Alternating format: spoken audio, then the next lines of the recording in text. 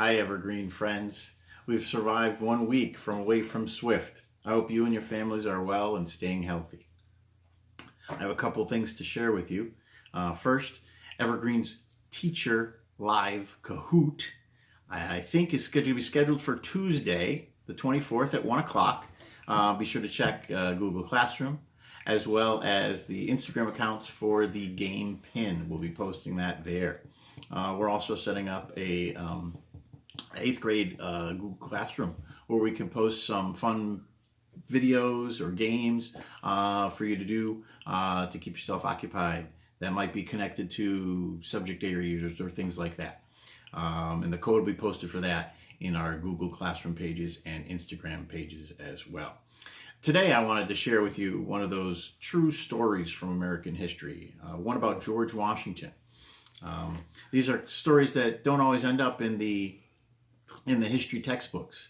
And this one's called The Portrait. 1796, The Portrait. There was no man in the United States more famous, more admired, more sought after than George Washington.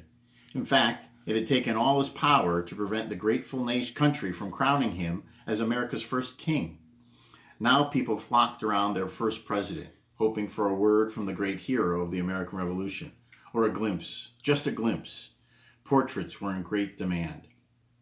Of all the portrait painters of the day, the best was Gilbert Stuart. He painted all the leading figures of the Revolution and in the New Republic, and his reputation grew every year. By 1796, he had already painted George Washington twice and had made good income by copying those portraits. Stuart could dash off a copy in 2 hours, paintbrush flying. He himself wasn't quite satisfied with his first two of the president, however, and he yearned for another chance. Unfortunately, a president has more to do than sit as still as a statue for hours at a time. When Washington did agree to sit for portraits, he didn't disguise his boredom. Stuart complained that at one sitting, the president had sat grim and silent, refusing to be drawn into conversation, and eventually had fallen asleep. No wonder those paintings were unsatisfactory. Stuart's third chance came from Mrs. Washington. She had decided that she would like to have 2 portraits, one of her husband and one of herself. Reluctantly, Washington agreed to sit again, only because he had promised that when the pictures were finished, they would be given to his wife. On an April morning, he rode to the painter's studio. Stuart's daughter peeked out from behind the parlor door as the great man entered and decided he was, quote, the most superb-looking person she had ever seen. In the eyes of his fellow Americans, Washington was almost a god. But today, George Washington had just been fitted with a new pair of teeth. They were, quote, uneasy in the mouth and bulged my lips out in such a manner as to make them look considerably swollen, he complained to his dentist. But no matter how they distorted his face, he was scheduled to be painted. Stuart had to take what he could get. In an attempt to enliven the mood and bring some expression to the president's face, he invited several of Washington's friends to the studio to make conversation. The artist worked quickly, concentrating on the face and leaving the rest of the canvas bare to be finished later. As word got around Philadelphia that Stuart was working on a new portrait of Washington, people began to come to the studio to see the work in progress.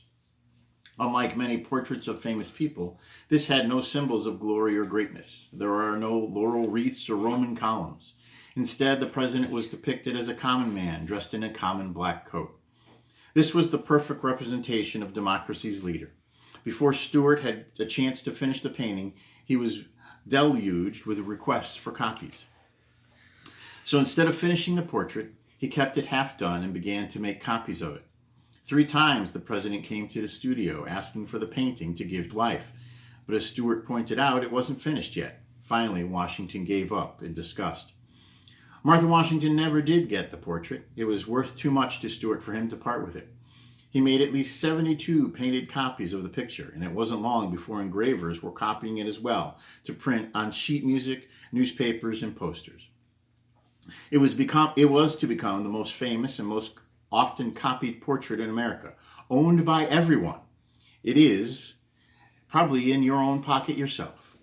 It is the portrait of George Washington on the $1 bill. Stay safe, stay healthy, and I'll be back later this week probably with some more videos. Take care. See you later, Evergreen.